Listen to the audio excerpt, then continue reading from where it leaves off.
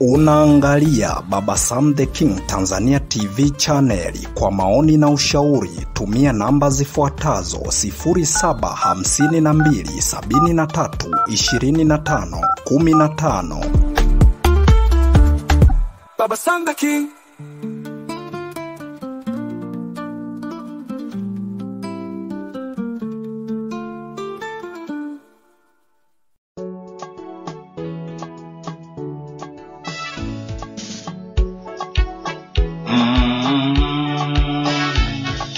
Mtoto wa kike ni mtoto, mtoto wa kike ni mtoto, usimnyanyase, usimbague, usimnyanyase, usimbague. Mtoto wa kiume ni mtoto, mtoto wa kiume ni mtoto, usimnyanyase, usimbague, usimnyanyase, usimbague. Wote sawa, wote sawa, wote sawa, waliumbwa na Mungu. Wote sawa, wote sawa, wote sawa, waliumbwa na Mungu. Wote sawa, wote sawa, wote sawa, waliumbwa na Mungu.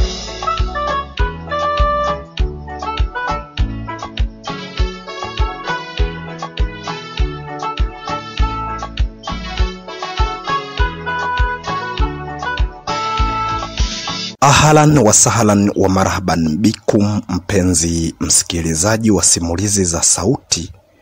Karibu tena katika sehemu yetu ya pili ya simulizi hii iitwayo Mtoto wa Kike ni Mtoto. Hasa napenda kuita kama mtoto wa kike kwa kufupisha. Sehemu ya kwanza ambapo tulipoishia, tulimuona Davis akiwa katika gesti, akiwa anampigia binti mmoja ili aweze kuja moja kwa moja waweze kufanya vya kwao. Na pia tukamuona binti Eris ameenda moja kwa moja mpaka kwa baba yake, na baada ya kufika kwa baba yake akaamua kumwambia yale yaliyopo ndani ya moyo wake, kwamba anahitaji na yeye asome kama jinsi ambavyo Davis anavyosoma. Lakini baba yake tuliona namna jinsi ambavyo alivyoanza kumkatisha tamaa na kutokumjali. Akajaribu kumpa taarifa zake za biashara ambazo haziendi vizuri, lakini bado alimrushia mpira mama yake, yani aende kumwambia Bi Silvia, hapo ndo mambo yaweze kwenda sawa. Kwa hiyo yeye hawezi kumshauri. Mtunzi na msimulizi wako ni mimi mwenyewe Hasdi02 Baba Sam the King. Kama endapo hauja subscribe channel yetu, chini ya video hii kuna kitufe ambacho kina rangi nyekundu chenye alama ya kengele. Ukigusa hapo basi utakuwa ni mwanafamilia wa channel hii ya Baba Sam the King Tanzania TV channel, na tutajivunia uwepo wako, na utakuwa ni wa kwanza kabisa video zinapokuwa zina wekwa hewani, wewe ndo wa kwanza kabisa kuziona. Sasa karibu tena, tuianze sehemu yetu ya pili ya simulizi hii. Na tunaanza simulizi yetu tukimsikia huyu binti wa kuitwa Eris akiwa anatembea, na moja kwa moja atakutana na binti ambaye ndiye aliyekuwa mhudumu katika ile guest ambapo Davis alipoenda. Je, huyu binti kwa jina anaitwa nani? Tutaenda kumjua moja kwa moja. Karibu tuendelee kuisikiliza simulizi yetu hii yenye ujumbe mahususi ambayo imekaa muundo wa maigizo.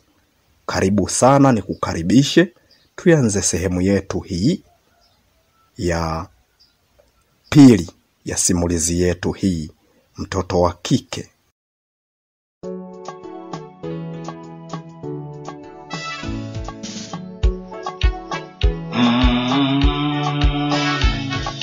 Mtoto wa kike ni mtoto. Mtoto wa kike ni mtoto. Usimnyanyase, usimbague. Usimnyanyase, usimbague. Mtoto wa kiume ni mtoto. Mtoto wa kiume ni mtoto. Usimnyanyase, usimbague. Usimnyanyase, usimbague. Wote sawa, wote sawa, wote sawa, waliumbwa na Mungu. Wote sawa, wote sawa, wote sawa, waliumbwa na Mungu. Wote sawa, wote sawa, wote sawa, waliumbwa na Mungu.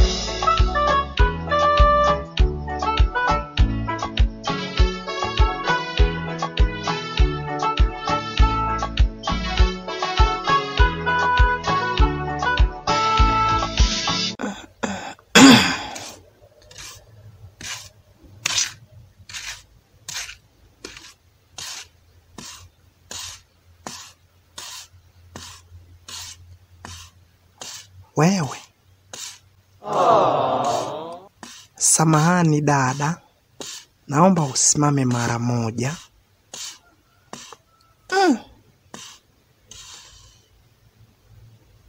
Habari za wakati huu? Ni nzuri kabisa.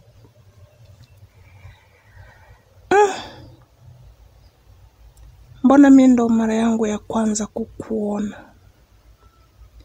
Ni kweli kabisa. Mimi ni mara yangu ya kwanza kuonana na wewe. Lakini ninafanya kazi pale katika ile guest ya pale nani? Pale Mshikamano Lodge.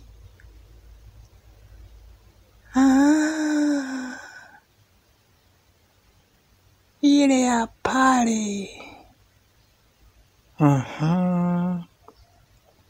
Pale mimi ndo napofanyia kazi. Sema sasa hivi nilikuwa napita natokea kule sokoni kwenda kununua viazi.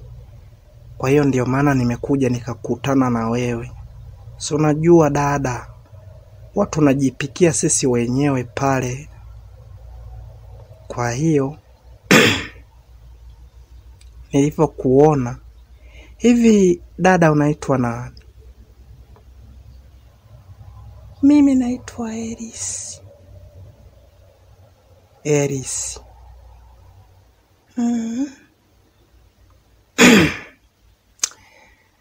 Asante dada, nimekufahamu. Lakini mimi kwa jina naitwa Judith. Nashukuru sana kukufahamu. Kakako anaitwa nani? Kakaangu anaitwa Davis. Davis. Ni mwanafunzi?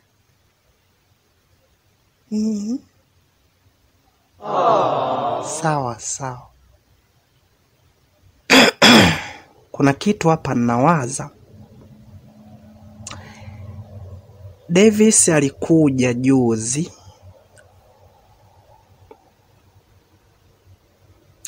Mshikamano Lodge.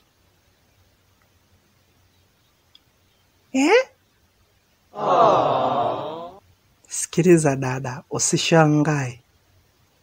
Hiki nachokuambia ndo ukweli wenyewe.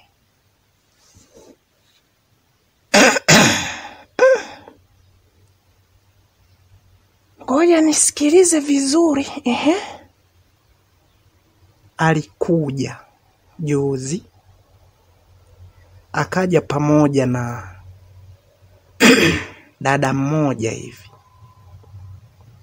Alimpigia simu, akaenda kununua chips hapa na pale, akamleta.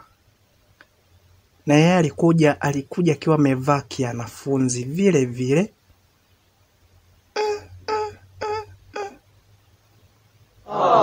Usishangae dada, subiri kwanza. Baada ya kuja, alifika pale, akaanza kuniambia, mhudumu, naomba chumba. Na mimi bila hiana nilimpa, kwa sababu mimi kazi yangu nipate fedha tu.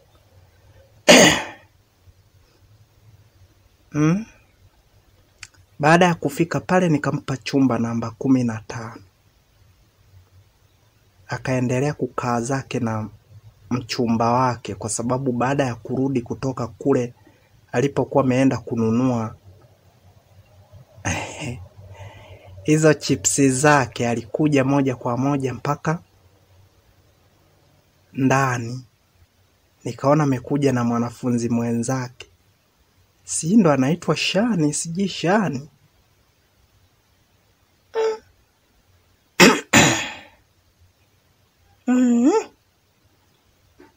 Dada nisanue nijue vizuri. Kwa hiyo ndiyo hivyo, amekuja akalala na huyo mwanafunzi. Ndo hivyo.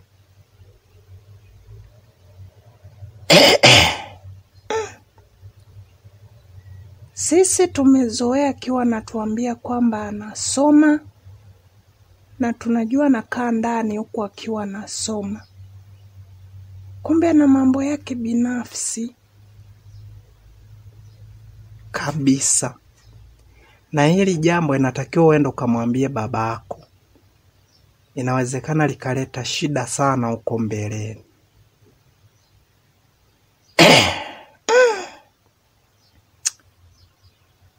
Nakushukuru sana dadangu.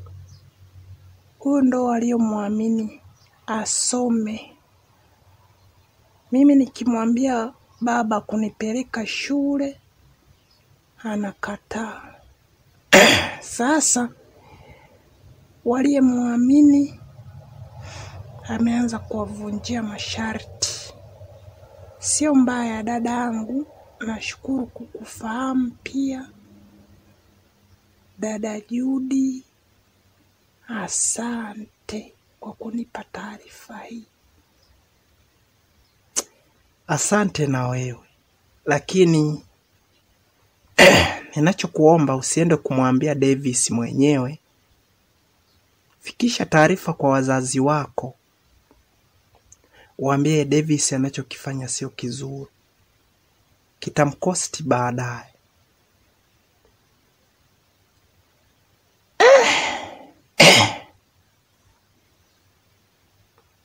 Haya, asante dada. Acha niende nyumbani. Nashukuru sana. Na namba yangu hii hapa. Ukinihitaji tutakuwa tunawasiliana. Na kama atakuwa amekuja tena, nitakutumia message. Haya dada, nashukuru. Haya, asante. Haya.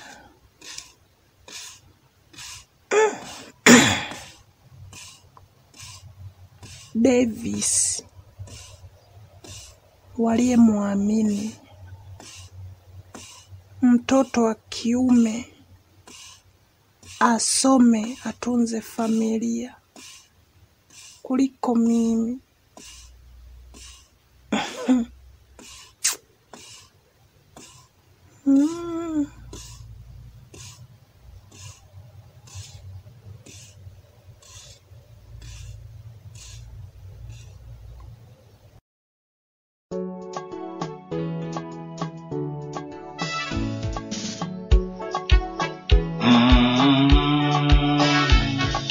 Mtoto wa kike ni mtoto,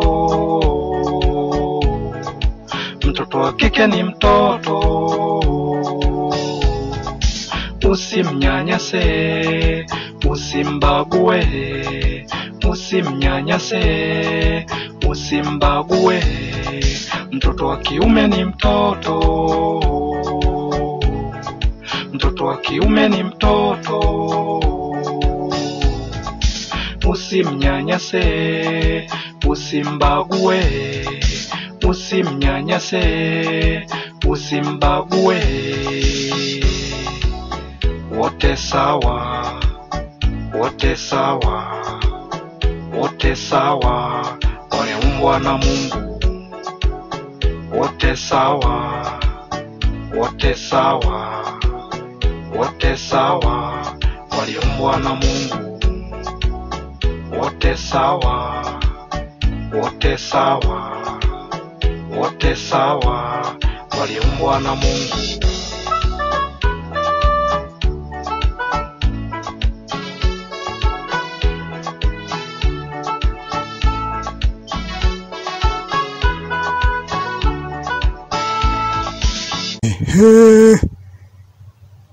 Bora mwanangu umekuja. Nashukuru sana nimekuona. Na ni vizuri kabisa. Aba mimi mbona nilikuwepo tu. Tumekuamini wewe ndiyo ambaye utakayeweza kukomboa familia hii. Sawa Davis? Tuko pamoja kabisa baba. Yaani mimi ninakuelewa unachojaribu kukizungumza. Kwa sababu baba yangu unajua mimi najisomea sana. Yaani najisomea sana na najitahidi sana kusoma. Kwa sababu ninajua maisha haya ambayo tunapitia. Vizuri sana. Kama endapo umeelewa ni kwa nini tulikuweka shuleni, hili jambo kwa kweli linafurahisha na ni zuri sana. Kwa hiyo ambacho mimi naweza kukushauri mwanangu ni jambo moja. Hakikisha unashika kabisa kitabu. Unajua kabisa mdogo wako Eris ni mtoto wa kike. Nimeamua kumweka pending. Asiingie katika masomo, bali wewe ndo usome ili uweze kukomboa familia hii. Sijui utakuwa umenielewa. Lakini mdogo wako Eris, nadhani wewe mwenyewe unakumbuka, ni mara nyingi kweli umekuwa ukija huku unalalamika kwamba mabinti mara wanajiuza huko sekondari kwenu, wanahitaji pesa. Ni kweli baba, ni kweli kabisa. Wala sio uongo hata kidogo. Hiki unachojaribu kukizungumza ninakuelewa babangu. Tuko pamoja sana sana sana. Na ni lazima nitahakikisha kwa kuniamini kwako baba, ni lazima nifanye jambo. Ni lazima nifanye jambo kwa sababu sisi watoto wa kiume huwa hatushindwi. Huwa hatushindwi. Watoto wa kike wanawapeleka tu kusoma, lakini wao unajua haya ni maua ya ndani. Kwa hiyo anapokutana na mtu kule, mwisho wa siku anampenda na hatimaye anamfanya vitu vingine. Lakini mimi kuniamini kwako kumenifanya mimi nikawa ngangari. Kwa hiyo ni kuahidi tu nitaendelea kusoma kwa moyo wangu wote na nitakuwa pamoja na wewe kwa kila kitu ambacho utakachokuwa ukinishauri. Gonga 5 hapa. Hicho ndo ambacho nilikuwa nataka kukisikia mwanangu. Soma sana. Na vipi? Sasa hivi kuna chochote ambacho kinaendelea? Kwa sababu jana tulikuwa katika mtihani. Nadhani leo ni mitihani ile ya watu ambao wanasoma physics pamoja na chemistry pamoja na mathematics. Sasa mimi hiyo mitihani huwa sifanyi kabisa. Hapa nilipo nataka niende sehemu fulani hivi kidogo, niende nikapate mawili matatu kwa marafiki zangu huko. Sawa. Nikutakie kila laheri mwanangu. Endelea kusoma ili uweze kunitunza mimi baba yako pamoja na mama yako. Tunakutegemea sana. Sawa sawa baba, tuko pamoja. Hakuna tatizo la aina yoyote.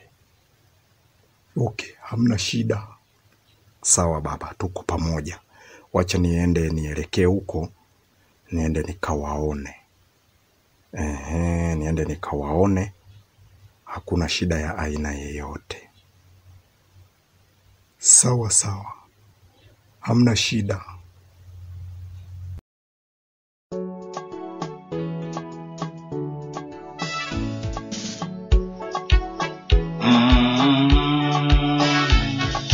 Mtoto wa kike ni mtoto. Mtoto wa kike ni mtoto. Usimnyanyase, usimbague. Usimnyanyase, usimbague. Mtoto wa kiume ni mtoto. Mtoto wa kiume ni mtoto. Usimnyanyase, usimbague. Usimnyanyase, usimbague. Wote sawa, wote sawa, wote sawa, wameumbwa na Mungu. Wote sawa, wote sawa, wote sawa, waliumbwa na Mungu. Wote sawa, wote sawa, wote sawa, waliumbwa na Mungu.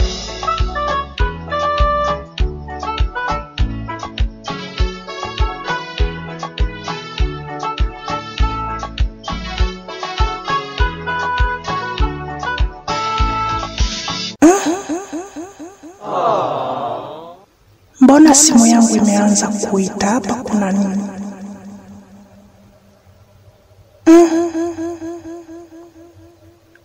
Afu naona ile namba niliyoandika dada Judy. Kuna nini huko kinaendelea? Hebu ngoja kwanza nimsikilize. Huenda kinaweza kikawa kitu cha maana. Dada. Halo? Ndiyo dada. Haujambo? Mimi si jambo. Eris. Abe. Shida imetokea.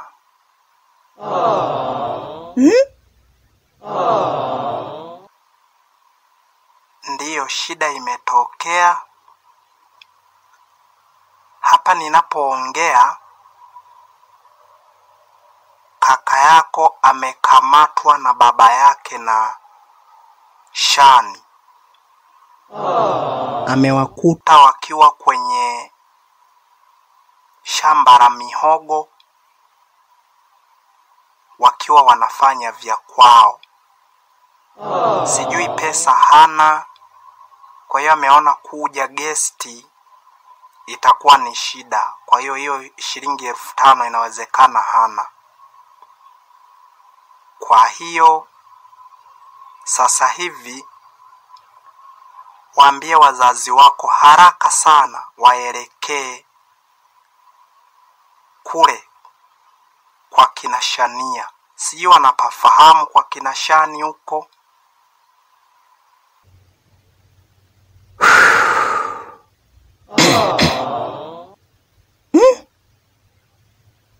Kwa kina Shani?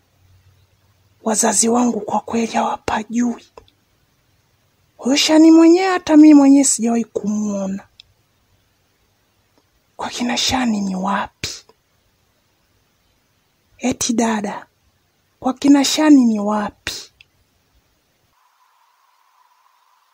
Mimi mwenyewe siwezi kupafahamu. Ndio maana nilikuwa nauliza kama endapo wazazi wako wanaweza wakawa wanapafahamu. Lakini kwa vile hawapafahamu, usijali mdogo wangu. Acha nipeleleze kwanza, nikisha pafahamu basi nitakuambia kama ni kuambia wazazi wako au kama ni kuja we mwenyewe ili tuweze kulivalia njuga hili tuone kama tunaweza kulifanikisha. Sawa mdogo wangu?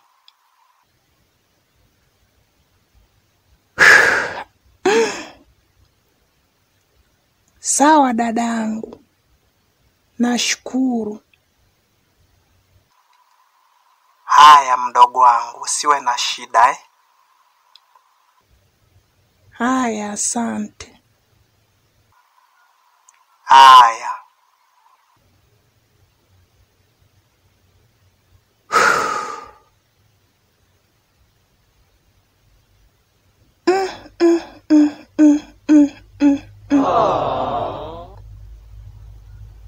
Yaani Davis ndo kukamatwa kwenye shamba la mihogo akifanya vitu vya ajabu. Huyo ndo aliyemtegemea atakaye kuja kukomboa familia.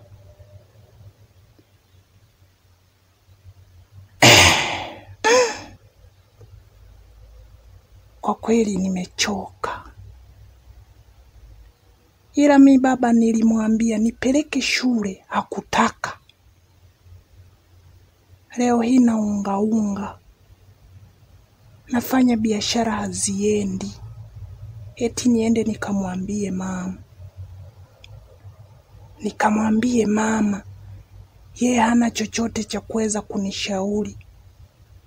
Leo hii kijana wao ambao wamemwamini yako wapi sasa? Haya ni mambo gani Davis anafanya? Lakini kaka yangu huyu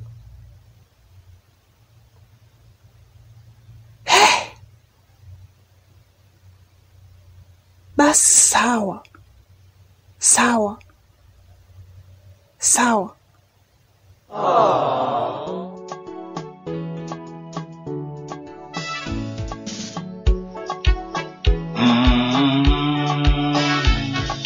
Mtoto wa kike ni mtoto, mtoto wa kike ni mtoto. Usimnyanyase, usimbague, usimnyanyase, usimbague. Mtoto wa kiume ni mtoto, mtoto wa kiume ni mtoto.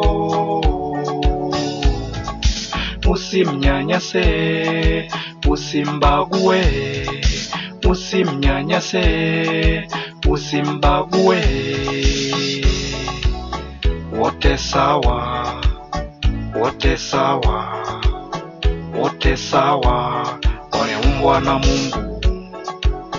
Wote sawa, wote sawa, wote sawa, waliumbwa na Mungu.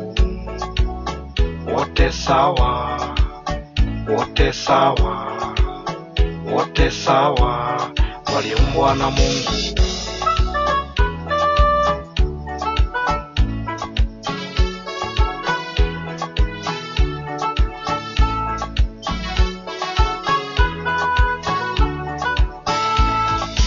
Sasa ninaomba unisikilize mke wangu. Sikiliza vizuri. Tumemwamini mtoto wetu na nimejaribu kuzungumza naye na yeye yuko vizuri kabisa. Na amesema leo hawatafanya mtihani, manake yuko na wenzake huko, manake wao wanajisomea, lakini leo inaonekana kabisa mitihani inafanyika kwa watu ambao wanafanya masomo ambayo mtoto wetu hafanyi.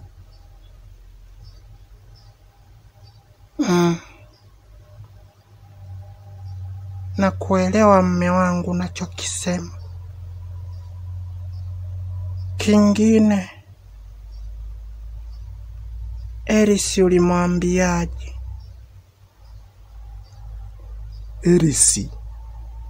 Erisi alikuja akazungumza na mimi, lakini yeye alichokuwa anahitaji ni ushauri kwenye masuala ya biashara.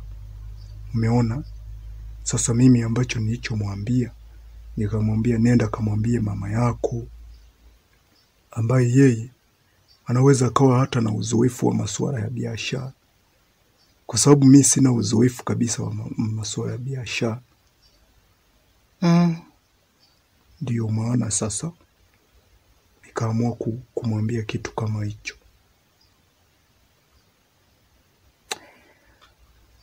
Asa,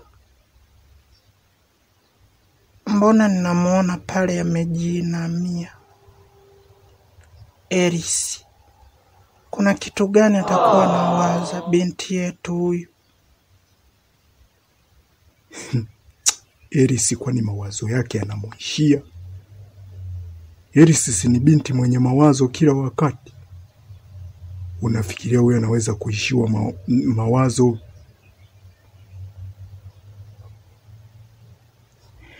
Kwa nini tusitafute furaha yake ili asiwe na mawazo mengi?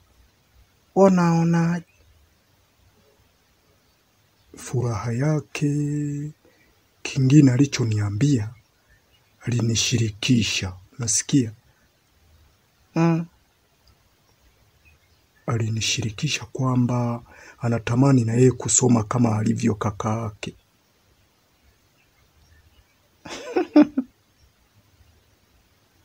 Umeona? Sasa kidogo mimi nikamwambia fanya tu biashara, kwa sababu huko shule ya upili unaweza ukapata mimba wewe. Kwa hiyo huo ndio ushauri niliompa, afanye tu biashara.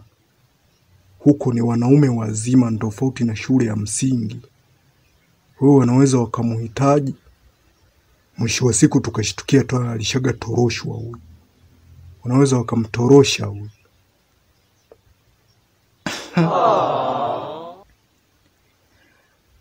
Ni vizuri.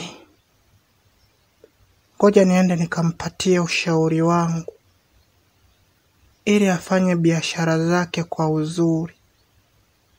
Okay, hapo ni vizuri. Hapo hamna tatizo kabisa. Naona kajiinamia, kuna kitu atakuwa anawaza. Acha niende nikamsikilize. Sawa mke wangu, na kuamini.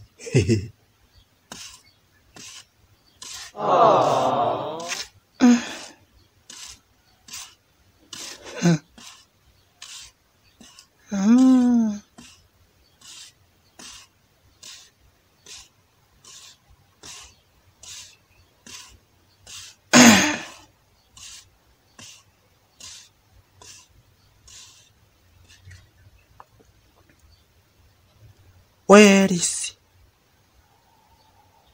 Erisi.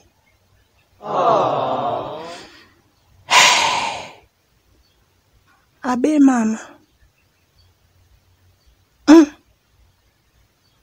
Mwanangu, inaonekana kabisa hauna furaha. Tatizo nini?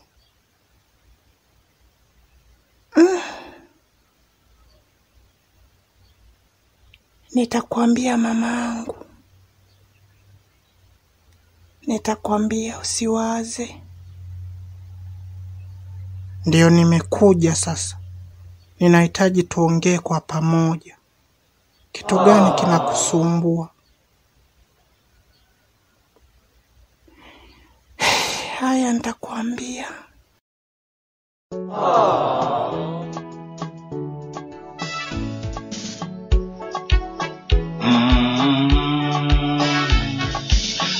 wa kike ni mtoto, mtoto wa kike ni mtoto. Usimnyanyase, usimbague, usimnyanyase, usimbague. Mtoto wa kiume ni mtoto, mtoto wa kiume ni mtoto. Usimnyanyase, usimbague, usimnyanyase, usimbague. Wote sawa, wote sawa, wote sawa, wameumbwa na Mungu. Wote sawa, wote sawa, wote sawa, waliumbwa na Mungu. Wote sawa, wote sawa, wote sawa, waliumbwa na Mungu.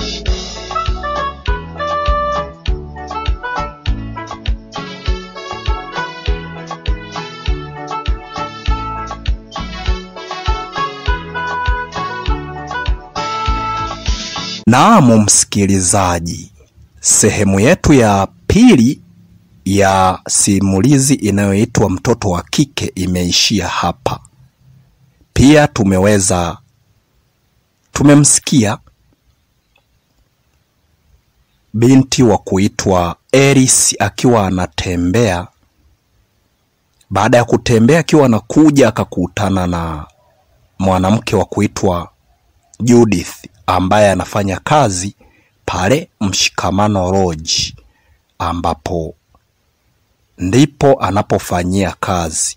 Ameamua kumchunguza vizuri na amekuta kijana ambaye ni mwanafunzi aliyepeleka mwanafunzi mwenzie, kumbe ni Davis. Na pia tukamuona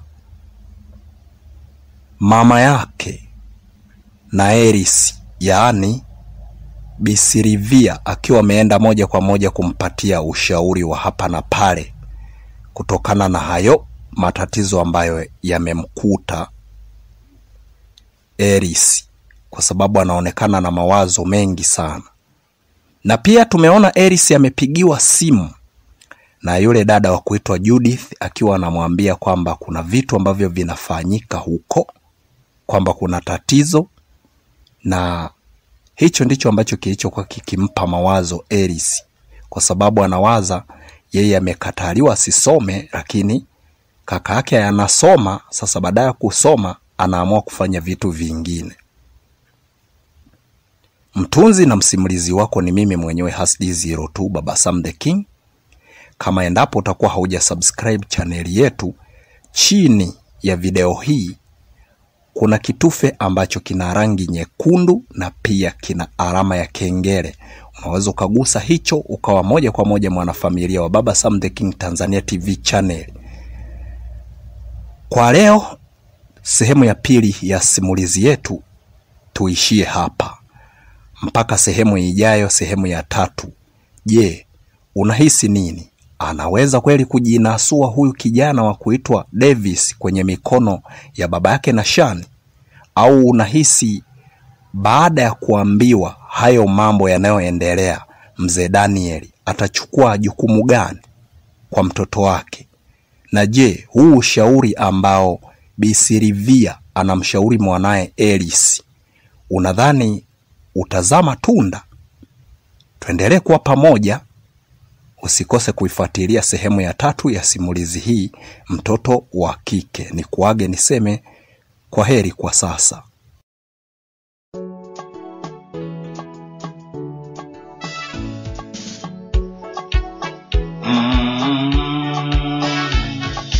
Mtoto wa kike ni mtoto, mtoto wa kike ni mtoto. Usimnyanyase, usimbague, usimnyanyase, usimbague. Mtoto wa kiume ni mtoto, mtoto wa kiume ni mtoto. Usimnyanyase, usimbague, usimnyanyase, usimbague. Wote sawa, wote sawa, wote sawa, wameumbwa na Mungu. Wote sawa, wote sawa, wote sawa, waliumbwa na Mungu. Wote sawa, wote sawa, wote sawa, waliumbwa na Mungu.